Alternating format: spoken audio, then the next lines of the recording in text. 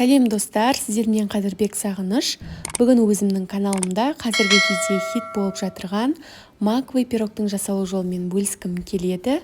Өте дәмді болып шығады. Міндетті түрде менің рецептіммен жасап көріңіздер. Ендеше бастайық. Қажетті ингредиенттерді описаниеге қалдырамын. Алдымен жұп-жұмсақ бөлме температурасындағы сары майға қант ұнтағын қосып миксерлеп аламыз.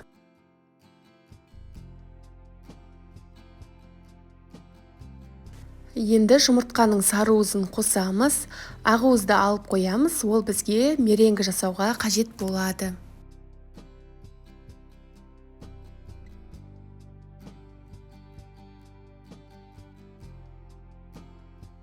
Енді осы қоспаның үстіне құрғақ ингредиенттерді қосамыз.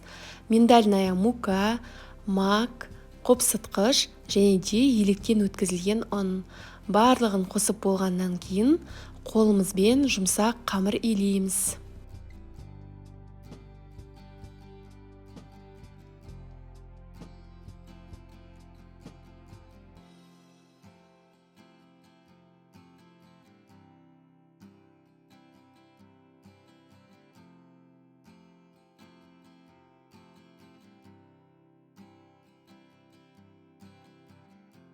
Бізде осындай жұмсақ қамыр шығуы қажет.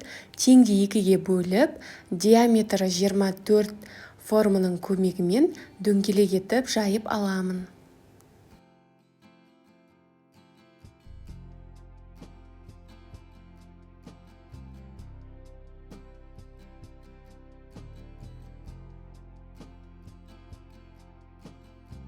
Қамырды теңге 2-ге бөліп жайып алдық.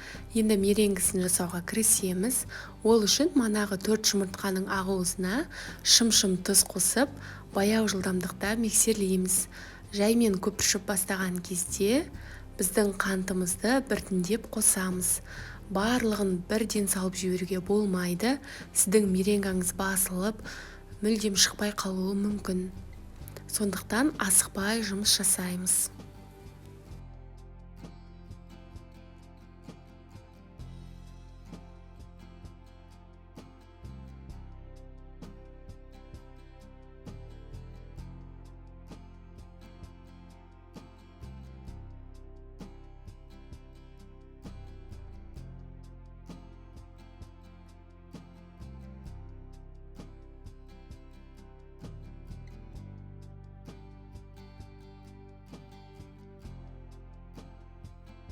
Біздің меренгамыз өзінің формасын ұстайтындай болуы қажет. Яғни лопаткадан жылжып кетпейтіндей болса, онда дайын деген сөз. Енді кішкентай ас қасықпен жүгері крахмалын қосып, араластырып аламыз.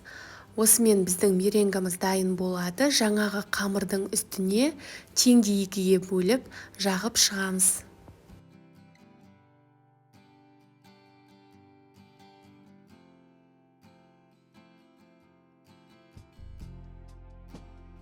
Бетіне өзіңіз қалаған кез келген жидектің түрін және де жаңғақтарды қойып шықсаңыз болады. Мен қатырылған шие және де грек жаңғағын, миндальный слайсыды қолдандым. Пирогты қызып тұрған пешке 180 градусқа 35-40 минутқа пісіріп аламыз. Осы аралықта кремін дайындаймыз. Ол үшін бізге творожный сыр, сап-салқын 33% сливки және де қант ұнтағы қажет болады. Осы үшеуін жақсылап араластырып аламыз. Ешқандай түйіршік қалмауы қажет. Сонымен біздің крем дайын болады.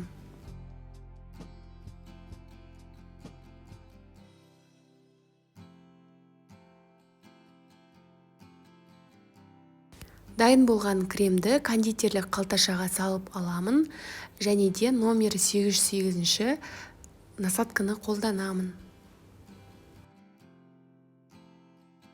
Біздің пирогымыз пісіп шықты, бірақ міндетті түрде суығанын күтеміз. Шамамен 35 минуттай уақыт кетеді. Содан кейін ғана кремін жағып бастаймыз.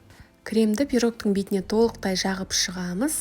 Содан кейін ғана екінші бөлігін үстіне орналастырамыз. Яғни пирогты алған кезде біздер өте мұқият болуымыз қажет. Видеодағыдай подложканың көмегімен алғанымыз жөн. Әйтпесе біздің пирогымыз сынып кетуі мүмкін. Бетіне қойғаннан кейін аздап қана үстінен басамыз. Осымен біздің пирогымыз дайын болады. Маковый пирогты дәл менің рецептіммен жасап көруге кеңес беремін. Өте дәмді болып шығады. Қонақтарыңызды осындай ерекше дәмді пирогпен қуантыңыздар. Егер жасасаңыздар, менімен бөлісуді ұмытпаңыздар.